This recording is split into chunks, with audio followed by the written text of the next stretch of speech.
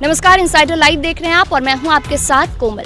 गोपालगंज जिले के कटैया थाना क्षेत्र का लोहटी गांव अपराध के क्षेत्र में इतिहास रच रहा है। ये घटना आपको हैरान कर देगी, ये कहानी आपको एकदम फिल्मी लगेगी, लेकिन ये सच्चाई है गोपालगंज के लोहटी गांव की। एक फर्जी कंपनी लोहटी गांव के भोले भाले लोगों को अपने झांसे में लेकर उनसे पैसे ऐंठने का काम कर रही थी। अगर आपको कोई कंपनी कहे कि आप अपने पैसे जमा करें और 15 दिनों में आपके पैसे दोगुने हो जाएंगे, तो आप क्या करेंगे? इसे फर्जी मानकर तुरंत अलग हो जाएंगे। लेकिन सोचिए, लोहटी गांव के लोग कितने भोले भाले और ठगी के दुनिया से बिल्कुल अनभिज्ञ रहे होंगे कि कंपनी ये दावा करके कि आपके पैसे डबल कर देंगे, इस पर हजारों लोगों को गुमराह कर दिया और 2 करोड़ की राशि इकट्ठा कर फरार हो गया। दरअसल युवक ने एक कंपनी बनाई, फर्जी कंपनी, नाम रखा गजला इंडिया प्राइवेट लिमिटेड। इलाके के भोले भाले लोगों को भरोसे में लिया। महज 8 दिनों में उनकी राशि को 1.5 गुना कर दिया और 15 दिनों में 2 गुना कर भुगतान करने लगा। भुगतान पाने के बाद लोग लालच में आ गए और आलम ये हुआ कि युवक के अकाउंट में 2 करोड़ की राशि जमा हो गई। सिर्फ लोहटी गांव से ही नहीं बल्कि आसपास के इलाके के हजारों लोगों ने युवक के अकाउंट में राशि जमा कराई। जैसे ही युवक के अकाउंट में बड़ी राशि जमा हुई, भुगतान बंद कर दिया गया। अब जो जमा करता है उन्हें सिर्फ भरोसा दिलाया जाने लगा कि कंपनी की तरफ से भुगतान कर दिया जाएगा और गांव के भोले भाले लोग इस डर से चुप रहे कि कहीं उनकी राशि डूब ना जाए। जमाकर्ताओं को डेट पर डेट दिया जाने लगा। जमाकर्ता चुपचाप डर के मारे भुगतान की उम्मीद लगाए बैठे रहे। अब जरा आपको उस जालसाज युवक के बारे में बताते हैं। लोहटी गांव का ये युवक होली की छुट्टी में गांव आया था। गांव के 2 युवकों को अपने साथ मिलाकर इस फर्जी कंपनी का उद्घाटन किया। महज 15 दिनों में भुगतान की राशि को दोगुना करने का आश्वासन देकर 500 से 1000 रुपए जमा करवाए।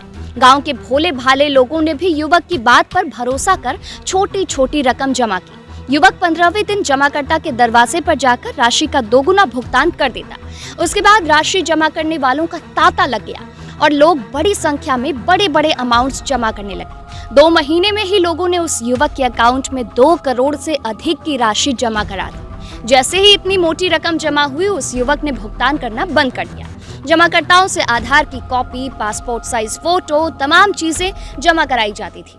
जमाकर्ताओं की जमा राशि एक रजिस्टर पर लिखकर भोले भाले लोगों को भरोसे पर लिया जाता था और जमाकर्ताओं को कोई रिसीविंग नहीं दी जाती थी। जालसाज का यह पूरा खेल मौखिक भरोसे पर हुआ।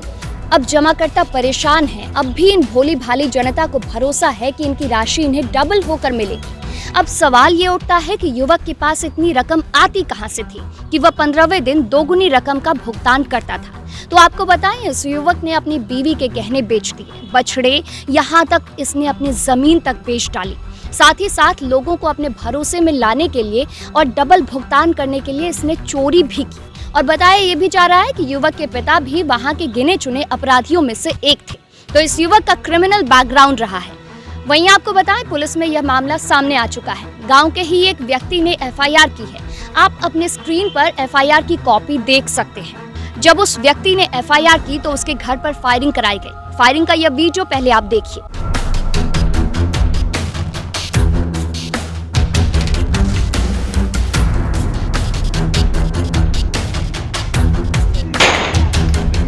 तो वीडियो में आपने देखा कि युवक पिस्टल में गोली भर रहा है और एक घर के सामने हवाई फायरिंग हो रही है। बताएं कि ये फायरिंग लोहटी गांव के रामेश्वर पांडे, जो पेशे से ठेकेदार हैं, इनके घर के बाहर हुई है और रामेश्वर पांडे ही वो शख्स हैं जिन्होंने एफआईआर करवाई है।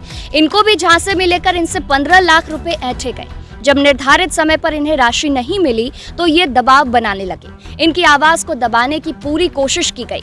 इन्होंने अपने साथ हुई घटना की पूरी जानकारी इनसाइडर लाइव के साथ साझा की है। पहले आप इन्हें सुनिए। क्या हुआ उस दिन, आप पूरी घटना हमें बताएं। वो एफआईआर में तो मैं दर्ज कराया है। हाँ। एफआईआर में कर दिया है थाने में। एसपी साहब को भी दिया गया है, डीएम साहब को भी दिया गया है। तो सर आप कहाँ से बोल रही हैं मैडम? सर इनसाइडर लाइव से बोल रही हूँ। उसमें क्या है मैडम कि उसका जो लड़का है वो राजन पांडे करके, उसके फादर बहुत बड़े अपराधी थे और उन्हीं का लड़का है। वो दोनों भाई है, उनका लड़का 2 भाई है। तो ये बड़े भाई का भी क्रिमिनल रिकॉर्ड है और इसका भी कलकत्ता में इसके ऊपर केस है।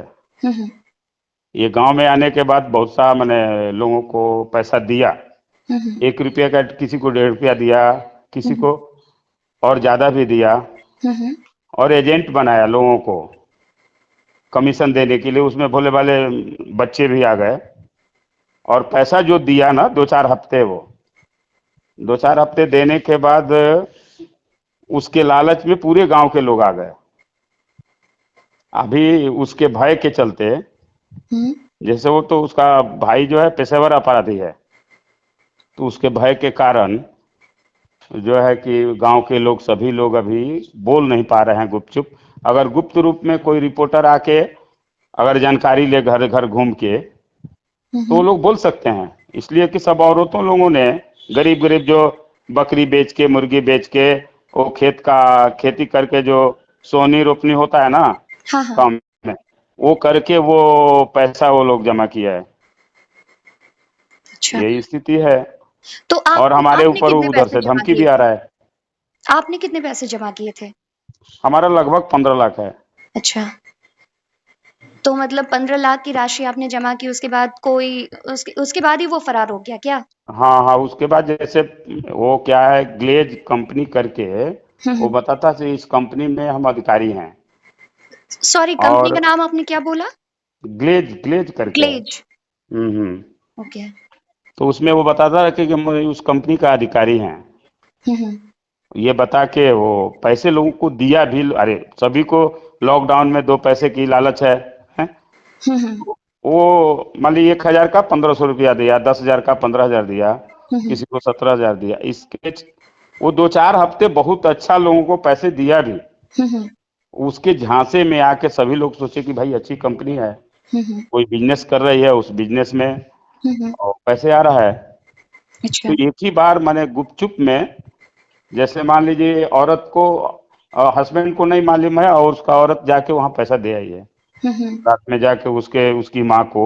जैसे वो बोल देता है मेरे माँ के पास जमा कर दो, तो उसके माँ के पास जमा कर देते थे। तो अभी वो युवक मतलब वो उस गांव में नहीं है क्या? कहाँ है? नहीं है, वो लोग नहीं है। 3 आदमी आए थे हमारे यहाँ फायरिंग करने के लिए, हमको मारने के लिए। मैं अपना जान बचा के भागा। जो भी उसका उद्देश्य, हमको मारने का उद्देश्य हो या दहशत फैलाने का, लेकिन अपनी जान बचा के मैं अपने घर में भाग गया। और 2-4 लोग और भी थे, वो भी भाग गए देख के, फायरिंग देख के। उसके बाद से हमको फिर एक झूठा मुकदमा में फंसाया भी, हमारे और हमारे बच्चों को। अच्छा। लेकिन वो तो जो भी प्रूफ था सभी को गांव वाले से प्रशासन ने पूछा। पूछने के बाद उन लोगों को पता चला कि नहीं, ये लोग निर्दोष हैं, इन लोगों को फंसाया जा रहा है। तो सबसे पहले एफआईआर आप ही ने की? हाँ, सबसे पहले मैंने।